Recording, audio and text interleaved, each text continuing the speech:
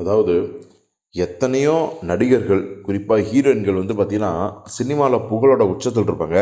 அதுக்கப்புறம் அவங்களோட மார்க்கெட் சரிஞ்சு சின்ன திரைக்கு வந்து அவங்க வந்து அதில் கொடி வெட்டி பறப்பாங்க.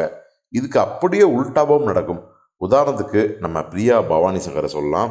அதாவது சின்ன திரையில் வந்து செய்தி வாசிப்பாளராக தன்னுடைய வாழ்க்கையை தொடங்கி அதுக்கப்புறம் சீரியலில் நடித்து அதில் புகழ் பெற்று அதுக்கப்புறம் பார்த்திங்கன்னா சினிமாவுக்கு வந்தாங்க மேயாத மான் படத்தின் மூலமாக. அதுக்கப்புறம் மேயாத மான், கடைக்குட்டி சிங்கம், மான்சன்னு அவங்க நடித்த படங்கள்லாம் மிகப்பெரிய வெற்றி. ராசியான ஹீரோயின் அப்படின்னு சொல்லி எல்லாருமே அவங்கள பாராட்டினாங்க. ஆனால் இப்போது சமீபத்தில் அவங்க நடித்த படங்கள் பெருசாக எதுவுமே ஹிட் ஆகலை அப்படிங்கிறத வந்து பார்க்க முடிஞ்சுது.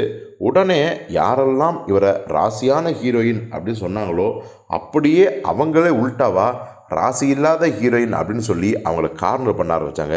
சோசியல் மீடியாவில் சில பேர் பிரியா பவானி சங்கரை குறி வச்சு தாக்குறாங்களோ அப்படின்னு நினைக்கிற அளவுக்கு ரொம்ப அதிகமாக வந்து பிரியா பவானி சங்கர் வந்து ட்ரோல் பண்ணாங்க. அது என்ன காரணத்தால் தெரியல. இப்போது பிரியா பவானி சங்கர் இது குறித்து அவங்க என்ன சொல்லியிருக்காங்க அப்படிங்கிறத வந்து பார்க்கணும்.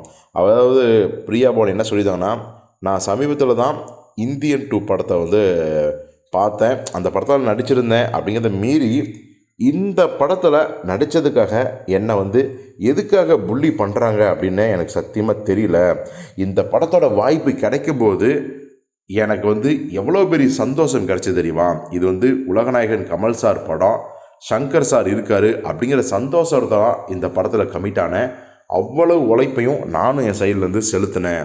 ஆனால் இவங்க அதை பற்றிலாம் துளி கூட கவலை இல்லாமல் என்னை வந்து கார்னர் பண்ணுறாங்க, என்னை பற்றி நெகட்டிவாக ஸ்ப்ரெட் பண்ணுறாங்க. இதெல்லாம் என்னை பாதிக்குமான்னு கேட்டால் நிச்சயமாக பாதிக்கும் அப்படின்னு தான் சொல்கிறேன்.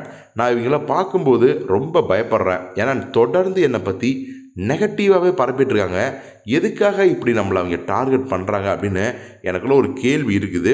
நான் யாரையும் இது வரைக்குமே எப்படியுமே தரக்குறைவாக பேசுகிறதே கிடையாது. யாருடைய மனசையும் புண்படுத்துகிற மாதிரி நான் நடந்துக்கவே இல்லை.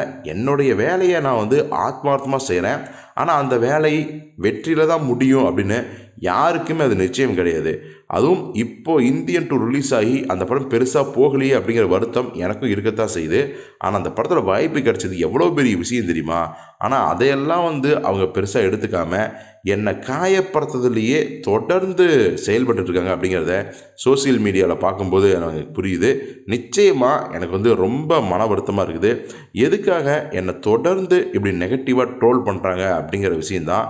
ஸோ இதுக்கு மேலே நான் என்ன சொல்கிறதுனே தெரியல. ஏன்னா அவங்களுக்கும் எனக்கும் வந்து என்ன சம்பந்தம், எதுக்காக என்னை வந்து குறி வச்சு அடிக்கிறாங்க அப்படிங்கிறதும் இப்போவும் எனக்கு தெரியல. என்னுடைய மனசு வருத்தம் அடைஞ்சிருக்கான்னு கேட்டால் கண்டிப்பாக எனக்கு மனசு வருத்தமாக தான் இருக்குது, காயமாக தான் இருக்குது அப்படின்னு சொல்லி தன்னுடைய எமோஷனலை வந்து வெளிப்படுத்திக்கங்க முதல் முறையாக பிரியா பவானி சங்கர். ஸோ நீங்கள் சொல்லுங்கள், தொடர்ந்து வேணும்னே பிரியாவை ஒரு கும்பல் டார்கெட் செய்கிறது நியாயமா இல்லையா, அதுவும் இந்த ராசி இல்லாத ஹீரோயின் அப்படின்னு சொல்லி அப்படிங்கிறத நீங்களே கமெண்டில் சொல்லுங்கள்.